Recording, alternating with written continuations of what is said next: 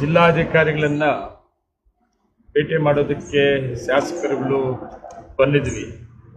ಉದ್ದೇಶ DCC bank, Kolar DCC bank election ಮಾಡಬೇಕು. DCC bank ನಿರ್ದೇಶಕರ ಚುನಾವಣೆ ಆಗಿ ಸುಮಾರು 1 ವರ್ಷ ಮೇಲೆ ಆಯಿತು. ಆದರೆ ಅಧ್ಯಕ್ಷ ಅಲ್ಲಿ ಆಡಳಿತ ಮಂಡಳಿ ಬರಲಿಲ್ಲ. ಕೋರ್ಟು ಕೆಲವು ಪ್ರಾಬ್ಲಮ್ಸ್ ಇಂದ ಪೆಂಡಿಂಗ್ ಇತ್ತು. ಅದೀಗ ಮಾಡಬೇಕು ಅಂತೇಳಿ ಸರ್ಕಾರ ಕೂಡ ಡಿಸಿಸಿ ಬ್ಯಾಂಕ್ ಕೋಲಾರ ಚುನಾವಣೆ ಮಾಡಬೇಕು ಅಂತೇಳಿ ಕ್ಲಿಯರೆನ್ಸ್ ಕೊಟ್ಟಿತ್ತು. ಅದರ ಪ್ರಕಾರ ಜಿಲ್ಲಾಧಿಕಾರಿಗಳನ್ನ ಎಲ್ಲ ಶಾಸಕರು ಮೀಟ್ ಮಾಡಿ ಆದಷ್ಟು ಬೇಗ ಎಲೆಕ್ಷನ್ ಮಾಡಿ ಅಲ್ಲಿ ಆಡಳಿತ ಮಂಡಳಿಯನ್ನು ಬರೋ ರೀತಿಯಲ್ಲಿ ಮಾಡಬೇಕು. DCC bank, Kolar DCC bank ಒಂದು ಕಾಲದಲ್ಲಿ ರಾಜ್ಯದಲ್ಲಿ ಹೆಸರು ಮಾಡಿದಂಥವ್ರು. ಮಹಿಳಾ ಸಂಘಗಳಿಗೆ ಬಡ್ಡಿ ರಹಿತ ಸಾಲ ಏನು ನಮ್ಮ ಕಾಂಗ್ರೆಸ್ ಸರ್ಕಾರ ಇದ್ದಾಗ ಸನ್ಮಾನ್ಯ ಮುಖ್ಯಮಂತ್ರಿಗಳು ಸಿದ್ದರಾಮಯ್ಯ ಅವರು ಮಹಿಳಾ ಸಂಘಗಳಿಗೆ ಬಡ್ಡಿ ರಹಿತ ಸಾಲ 5 ಲಕ್ಷವರೆಗೂ ಕೊಡಬೇಕಂತ ಹೇಳಿ ತಗೊಂಡಂಥ ತೀರ್ಮಾನ ಲಕ್ಷಾಂತರ ಜನ ಮಹಿಳೆಯರು, ಸಾವಿರಾರು ಮಹಿಳಾ ಸಂಘಗಳಿಗೆ ಅದು ಉಪಯೋಗ ಕೂಡ ಆಗಿದೆ. ಉಪಯೋಗ ಅಂದರೆ ಬಡ್ಡಿ ರಹಿತ ಸಾಲವನ್ನು ತಗೊಳ್ಳೋದು ಮತ್ತು ಸಾಲವನ್ನು ಮತ್ತೆ ಡಿಸಿಸಿ ಬ್ಯಾಂಕ್ ವಾಪಸ್ ಕಟ್ಟಂಥದ್ದು. ರಿಕವರಿನಲ್ಲಿ ಮಹಿಳಾ ಸಂಘಗಳು ಮೊದಲನೇ ಸ್ಥಾನದಲ್ಲಿ. ಅದರ ಜೊತೆಗೆ 3 ಲಕ್ಷವರೆಗೂ ಬಡ್ಡಿ ರಹಿತ ಸಾಲವನ್ನು ರೈತರು ಕೊಡೋದು ಅಂತೇಳಿ ಕಾಂಗ್ರೆಸ್ ಸರ್ಕಾರ ಇದ್ದಾಗ ಸಿದ್ದರಾಮಯ್ಯವರು ಆಗ ತಗೊಂಡಂಥ ತೀರ್ಮಾನ. 5 ಲಕ್ಷ ಬಡ್ಡಿ ರಹಿತ ಮಹಿಳಾ ಸಂಘ ಮತ್ತು ರೈತರಿಗೆ 3 ಲಕ್ಷ ಬಡ್ಡಿ ರಹಿತ ಸಾಲವನ್ನು ಕೊಡುವಂಥದ್ದು. ಇವತ್ತು ಒಂದು ಕಡೆ ಮಹಿಳಾ ಸಂಘ ತಾಯಂದಿರಿಗೆ, ಮಹಿಳಾ ಸಂಘಗಳಿಗೆ ಇವತ್ತು ಸಾಲ ಸಿಗ್ತಾ ಇಲ್ಲ, ಕೊಟ್ಟಿರೋ ಸಾಲ ರಿಕವರಿ ಆಗ್ತಾ ಇಲ್ಲ. ಅದ್ರ ಜೊತೆಗೆ ರೈತರು 3 ಲಕ್ಷವರೆಗೂ ಬಡ್ಡಿ ರಹಿತ ಸಾಲ ಇದ್ದಿದ್ದು 5 ಲಕ್ಷವರೆಗೂ ಬಡ್ಡಿ ರಹಿತ ಸಾಲ ಮಾಡಿದ್ರು. ಮತ್ತು 2ನೇ ಅವಧಿಗೆ ಸರ್ಕಾರ ಬಂತು. ಆದರೆ ಅದು ಕೂಡ ನಮ್ಮ ಡಿಸಿಸಿ ಬ್ಯಾಂಕಿಂದ ರೈತರಿಗೆ ಸಿಗ್ತಾ ಇಲ್ಲ.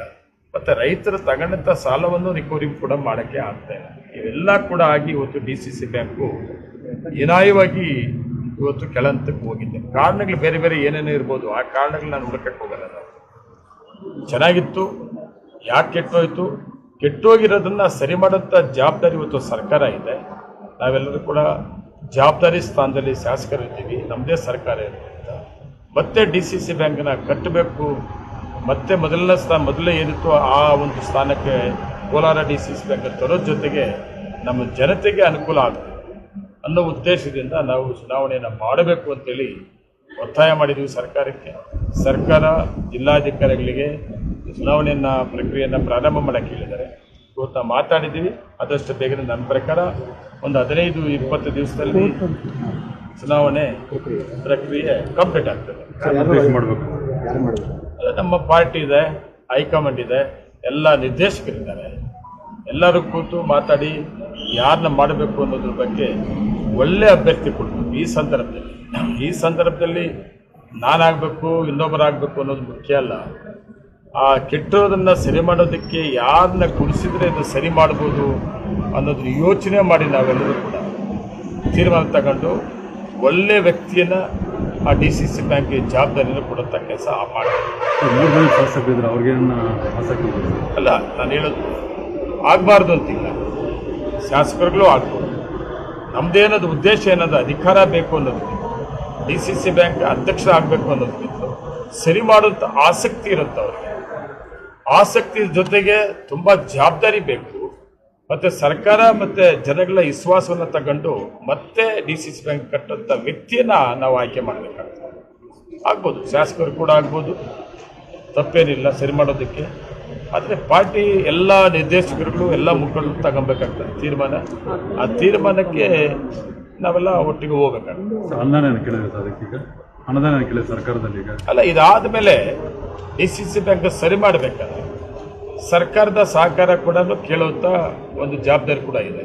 ಇಲ್ಲಾಂದರೆ ಒಂದೇ ಸಾರಿ ನಾವು ಡಿಸಿಸಿ ಬ್ಯಾಂಕ್ನ ಈಗಿನ ಪರಿಸ್ಥಿತಿಯಲ್ಲಿ ಸರಿ ಮಾಡೋಕ್ಕಾಗಲ್ಲ.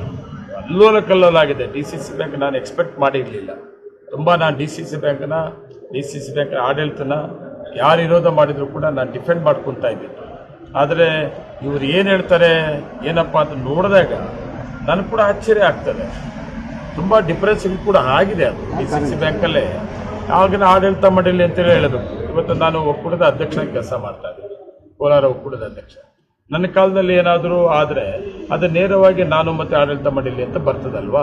ಅದೇ ರೀತಿ ಅವತ್ತು ಆಡಳಿತ ಮಂಡಳಿ ಯಾರಿತ್ತು ಆ ಆಡಳಿತ ಮಂಡಳಿ ನೇರವಾಗಿ ಇದಕ್ಕೆ ಜವಾಬ್ದಾರಿ ಆಗಬೇಕಾಗುತ್ತೆ, ಬೇರೆ ಯಾರೂ ಆಗಲ್ಲ.